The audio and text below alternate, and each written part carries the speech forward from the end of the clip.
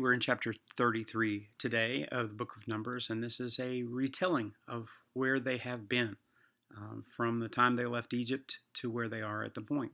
They've stopped, and we're going to see what God has done in your life. What has God done? Because if you don't remember what God's done, you'll think He's done nothing, and you will not live for Him. So you remind yourself constantly, always preaching the gospel to yourself. What has God done for you? How have you been blessed? Okay, so let's see what these people, what their story is and was. Okay, these are the journeys of the children of Israel, which went forth out of the land of Egypt with their armies under the hand of Moses and Aaron. Moses wrote of their goings according to their journeys by the commandment of the Lord, and these are the journeys according to their goings out. And they departed from Ramses in the first month on the 15th day of the month. Remember, the first 15th day, that's when the Passover was. The very next hour after the Passover, they were free. In the middle of the night, get out of here. Okay, they're get out of here. Take everything, whatever you want. Just take it. Get out of my sight.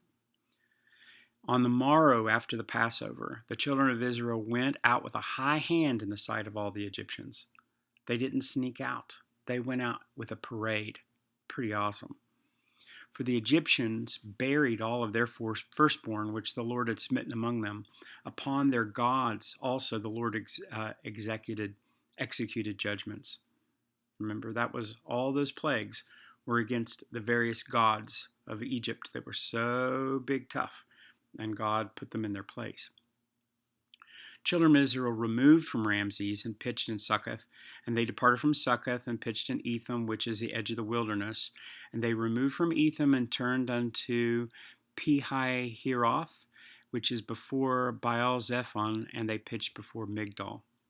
And they departed before Pi-hahiroth and passed over the midst of the sea in the wilderness. So here's the Red Sea crossing right here. And went 3 days' journey into the wilderness of Etham and pitched in Marah. Okay, remember Marah is where the water was bitter, and they were grumbling, and they cut the tree and put the tree in the water, and that tree made the water sweet. And we talked about how that's the cross of Christ, that tree that falls in your water and makes your water sweet. And Elim was 12 fountains of water and 70 palm trees, and they pitched there. And they removed from Elim and camped by the Red Sea. And they removed from the Red Sea and encamped by the wilderness of Sin. Okay, so we're starting to get into the Sinai time. And they took their journey of the wilderness of Sin and encamped in Dophkah. And they departed from Dophkah and went to Alush, and removed from Alush and went to Rephidim, where there was no water. So there were already the water again, grumping. And that was, remember, where they struck the rock and water gushed out of the rock. They departed from Rephidim and pitched in the wilderness of Sinai. And you remember Sinai is where the law was given. And they removed from the desert of Sinai and pitched at Kibroth Hattaavah. Okay, so they didn't repeat all that happened there. Remember, they stayed a year, and God did amazing things and gave the law and the golden calf, and all of that happened then. And then we've just got one place to another. They left this place and went to that place. They went to this hard to say pronounced place and went to this hard to say pronounced place. And they just kept going, kept going, kept going. Why? Why did they keep going? Well, they kept going because they weren't allowed to go into the promised land because they did not have faith. They thought that that their babies would be killed and their wives would be taken as slaves, and they would all be killed in battle because all these people were so big and tough. And they didn't believe that God actually, who judged the Egyptians, could also judge the Canaanites, or the Amalekites were the big giants, if you remember. They didn't have any faith. Because they didn't have any faith, they spent 40 years wandering around in the desert until all of that generation died. And now we're at the border at the end in chapter 35. We're at the border of the Jordan River across from Jericho, and the children of these people who had no faith, who died in the desert, are all going to be going in because God said, my intention is to get you all the way. So you just go place to place to place to place. Look at all these names. This is your life many times. You go from here to here and here to here and here to here, and it's just wilderness. And God sustains you. He gives you manna.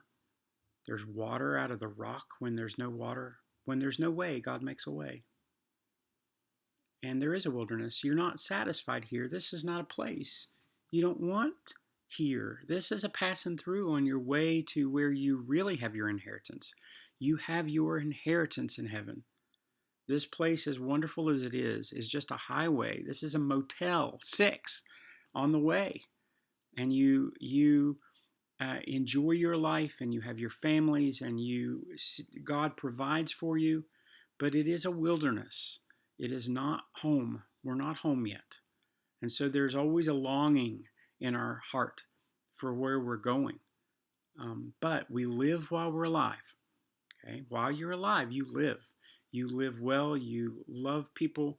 You spend yourself on them. Okay, so look at just name.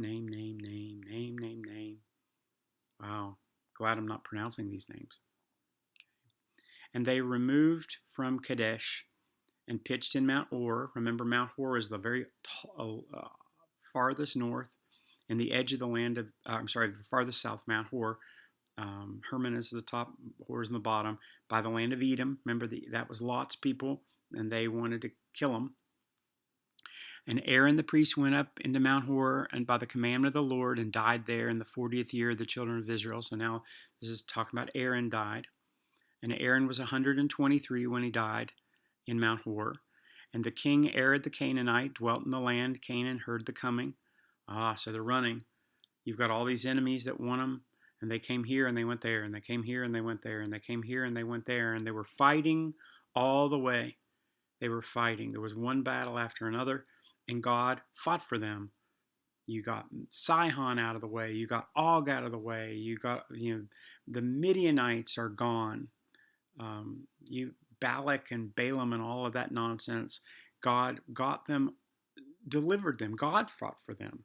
Remember, the priests went ahead with the ark. God did the fighting. Everybody else had to be there, but God does the fighting even here. And they removed from Almondith-Blathaim, how about that?